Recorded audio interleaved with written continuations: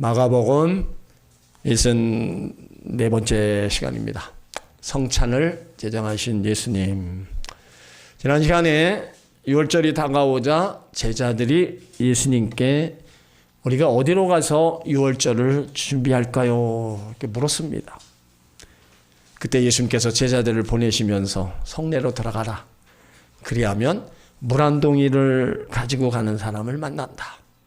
그 사람을 따라가면 그 사람이 가서 이야기를 하면 그 집주인이 이제 6월절을 준비할 객실을 줄 거다.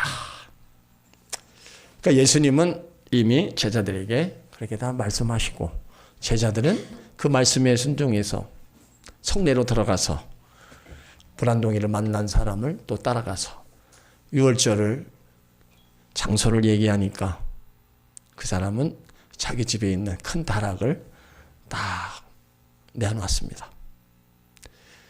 예수님께서 제자들과 성만찬을 하실 때 좀 충격적인 말씀을 하셨죠. 너희 중에 한 사람 곧 나와 함께 먹는 자가 나를 팔리라. 그 식사 시간 좋은 시간인데 거기서 나와 함께 먹는 자 중에 나를 팔 자가 있다는 거예요. 그러니까 제자들이 서로 묻습니다. 내니까.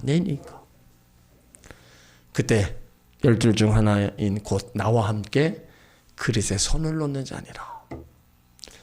그 마가복음에서는 그 사람이 누군지를 이름이 기록되지 않았어요. 근데 다른 복음서에 보면 그 사람이 가론 유다인 것을 알 수 있습니다. 인자는 자기에 대하여 기록된 대로 가거니와 인자를 파는 그 사람에게 화가 있다. 그 사람은 차라리 나지 않았으면 좋을 뻔했다. 한 생명이 태어나는 건 참 좋은 일입니다. 그래서 모두가 축복해주고 모두가 기뻐합니다.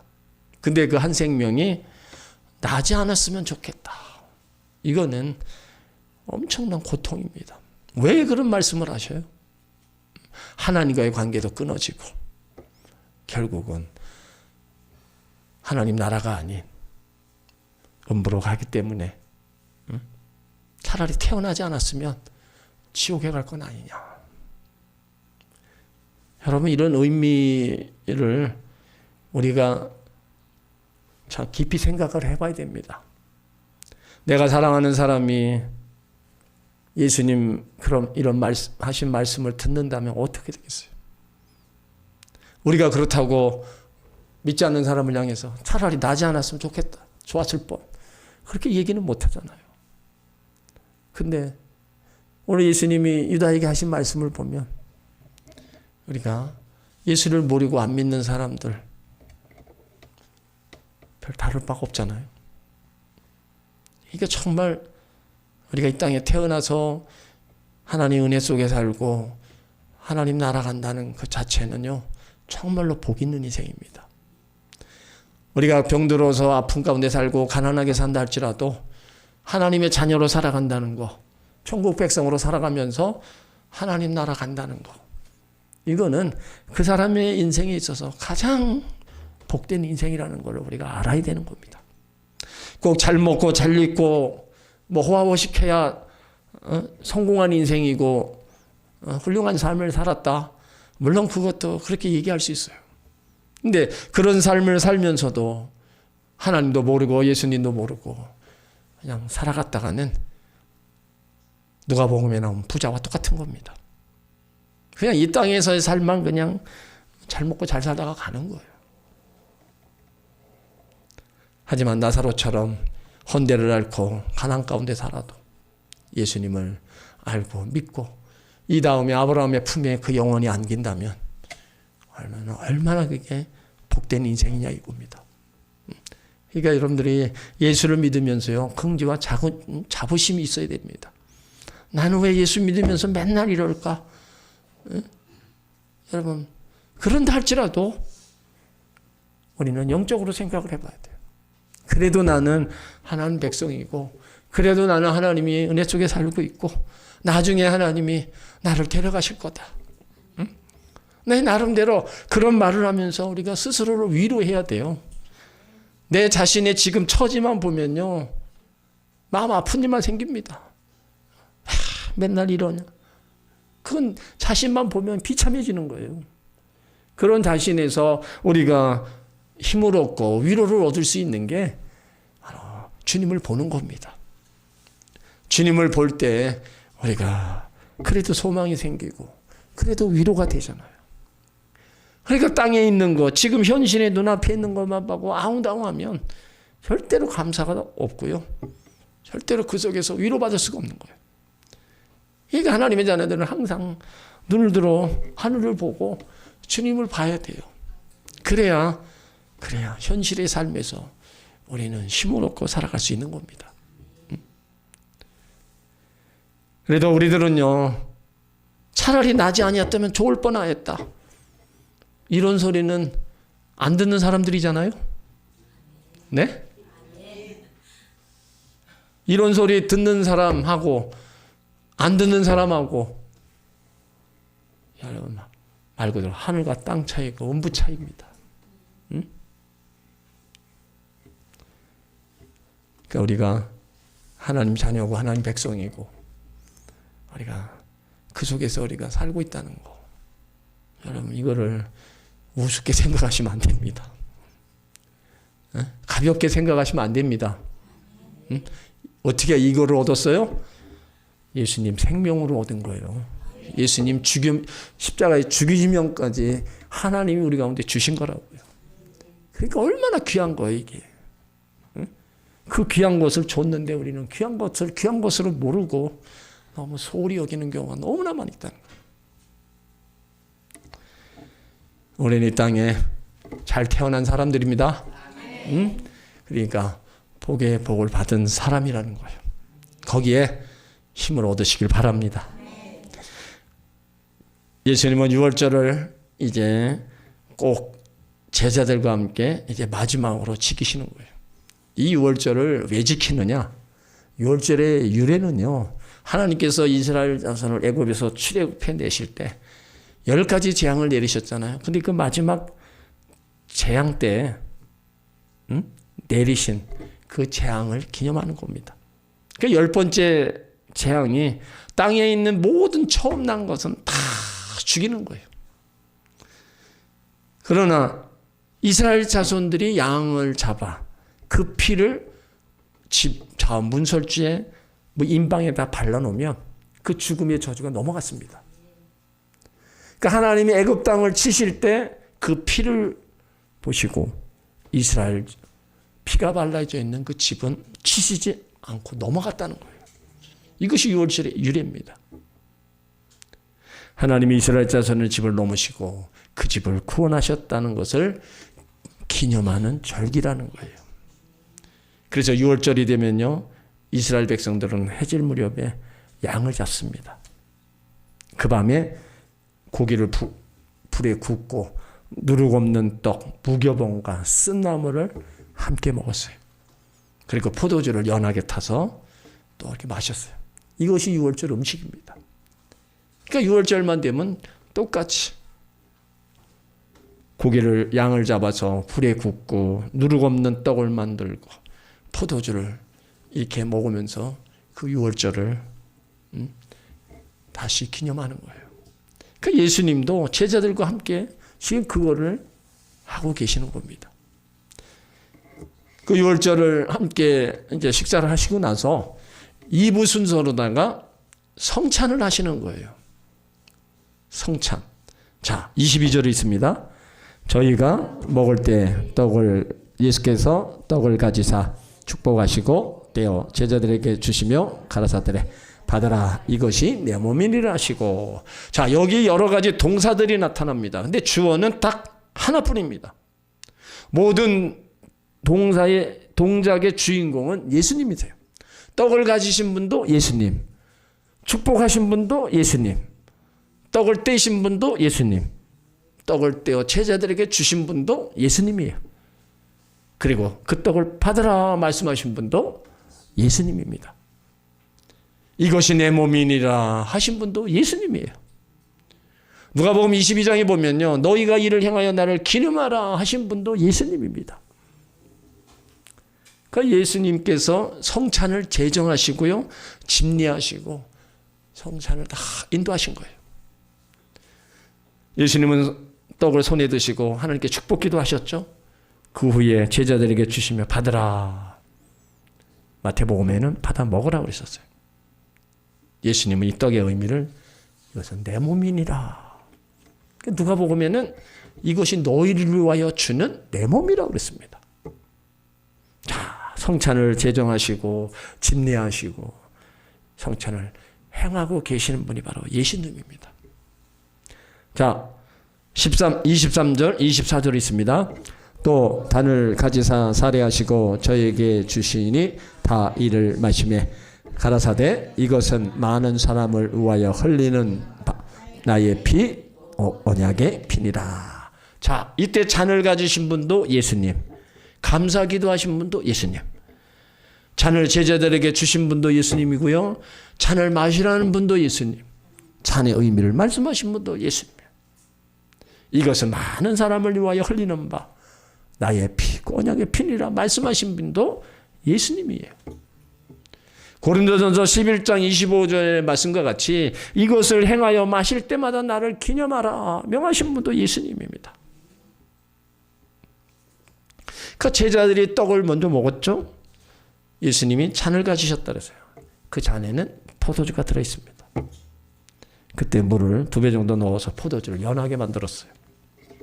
그러니까 예수님은 잔을 손에 드시고 감사기도를 하셨어요. 그리고 떡을 손에 드시고 축복하셨을 때와 마찬가지로 감사기도를 드린 거예요. 그 후에 그 잔을 제자들에게 주셨어요. 이때 예수님은요, 그 잔을 나누어서 다른 작은 잔들에 따르지 않으셨습니다. 그냥 들고 계신 잔을 그대로 제자들에게 주셨어요. 그러니까 이때 이에 따라 제자들이 돌아가면서 그냥 한 모금씩 다 마신 겁니다. 특이한 것은 예수님의 잠의 의미를 분명히 말씀하셨다는 거예요. 이것은 많은 사람을 위하여 흘리는 나의 피, 그 언약의 피다. 그러니까 성찬의 잔은 유월절 어린 양이신 예수님이 흘리신 피를 상징하는 겁니다. 고린도전서 11장 25절에 따라 갈보리 십자가 어린 양이신 예수님을 기념하는 거예요. 그러니까 예수님은 많은 사람을 위하여 피를 흘리셨잖아요. 예수 믿는 모든 사람을 위하여 채찍에 맞으시고 가시관 쓰시고 십자가에 못 박히시면 창에 찔리시고 피를 흘리셨어요. 이는 예수님이 흘리신 언약의 피였습니다. 그러니까 예수님이 우리를 위하여 피를 흘리심으로 우리로 하여금 하나님과 영원한 언약을 맺게 하신 거예요.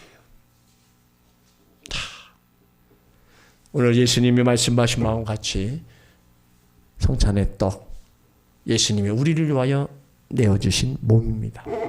그리고 성찬의 잔은 많은 사람을 위하여 흘리는 예수님의 피, 곧 언약의 피라는 거예요. 그러니까 예수님은 몸 버려 피 흘려 우리를 구원하셨어요. 주의 떡과 주의 잔을 먹고 마실 때마다 나를 사랑하사 자기 몸을 버리신, 아낌없이 자기 피를 흘리신 예수님을 깊이 생각하시기 바랍니다.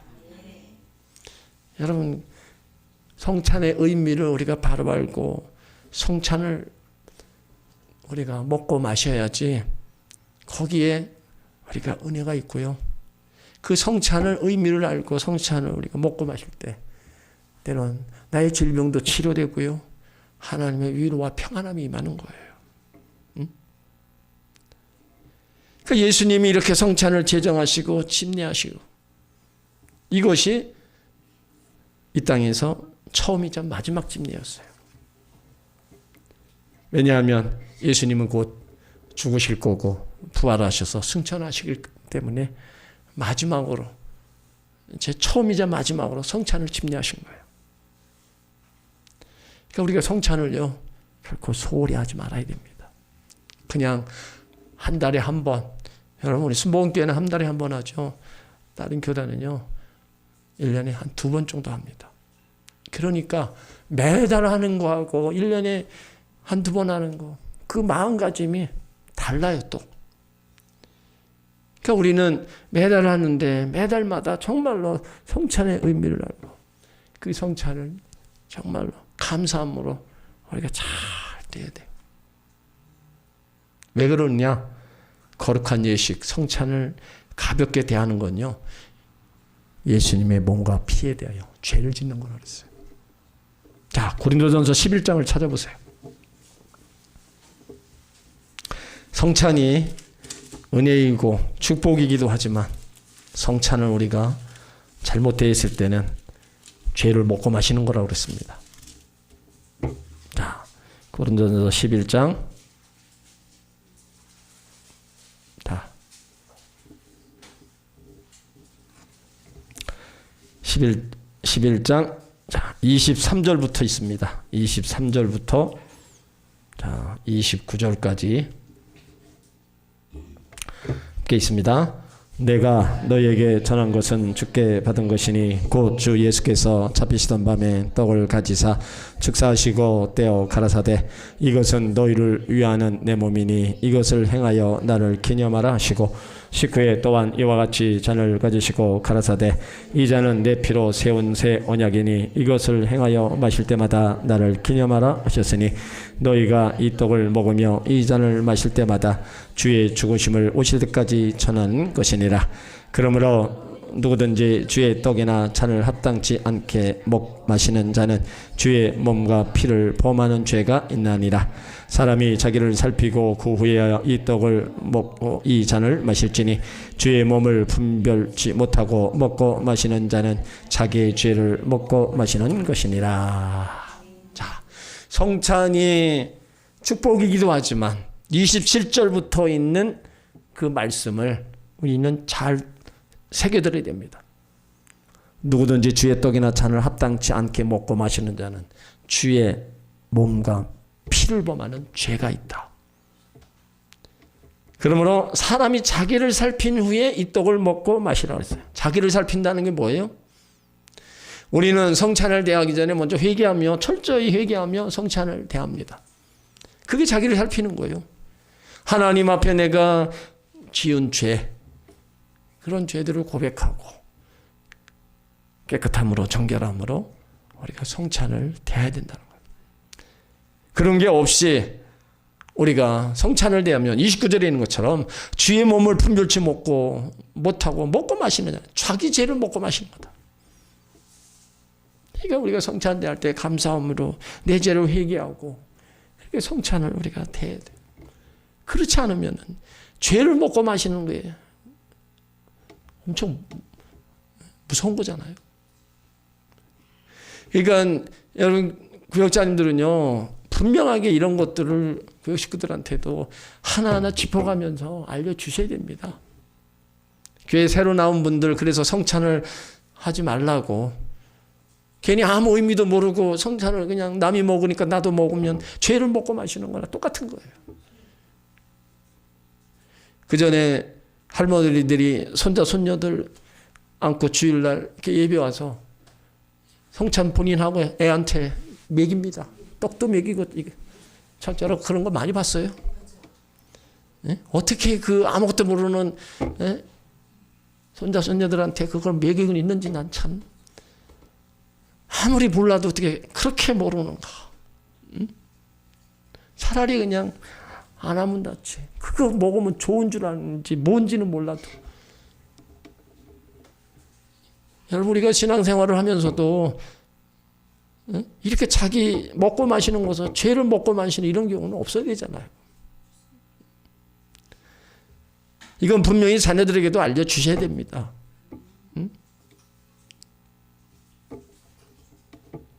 그러니까 사도 바울이 이거를 왜 여기다 또 기록을 해놨겠어요? 성찬이 그만큼 예수님이 우리를 위해서 흘리는 피, 그 깨뜨리신 몸을 잊어버리지 말고 기념하라. 그러나 그 살과 피를 먹고 마실 때마다 어떻게 하고 먹고 마셔야 되는가 그거를 알려줬어요. 복음서에는요 이 내용이 없습니다. 그냥 성찬을 행하는 것만 나오지 여기 고린도전서의 이 내용은 사도 바울이 여기다 기록한 거예요. 그러니까 이 부분을 우리가 잘 알고 성찬을 해야 된다는 거예요. 내 자신을 살피고 회개하면서 진지하게 경건하게 성찬에 임해야 되는 겁니다. 그럴 때 내 안에는 질병도 치료되고요. 마음의 기쁨도 평안함도 임하는 거예요.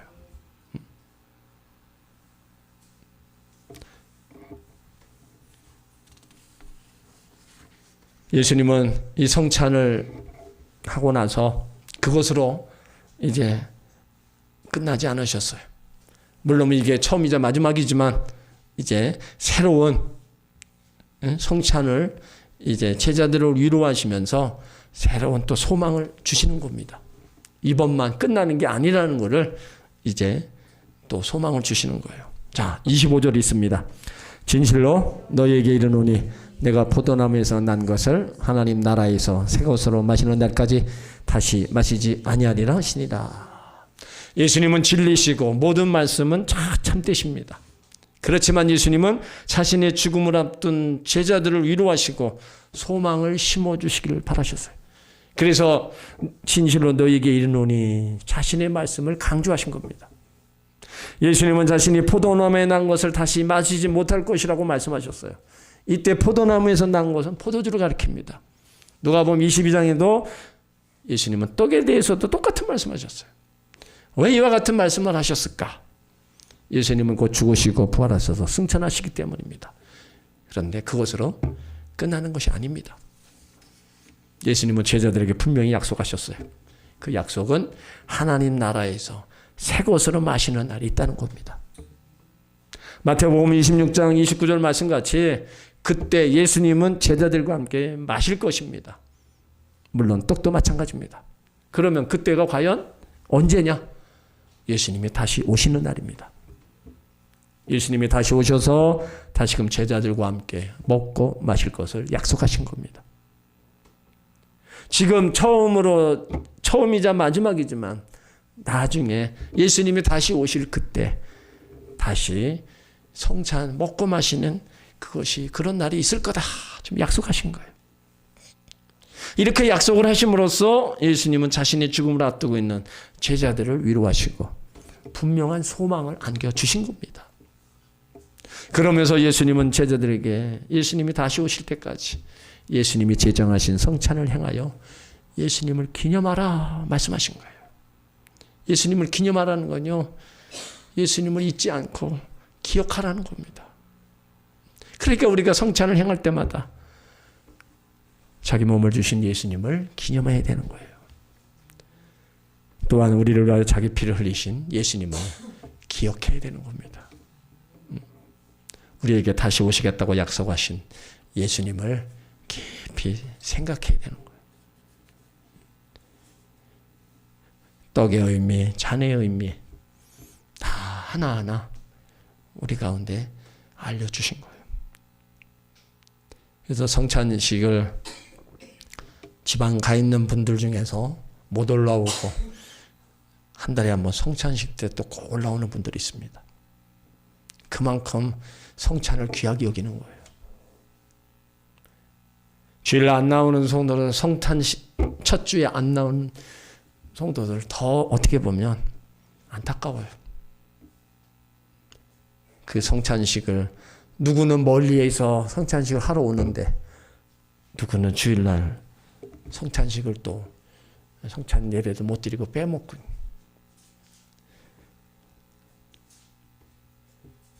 우리는 신앙생활하면서요, 정말로 우리가 행할 일들을 잘 행하고 해야 됩니다. 그냥 한번 그냥 빠지고 한번 넘어가는 것으로 그냥 지나가는 게 아닙니다. 하나님과 나와의 관계를 항상 생각하셔야 돼요. 어떻게든 멀어지면 안 됩니다.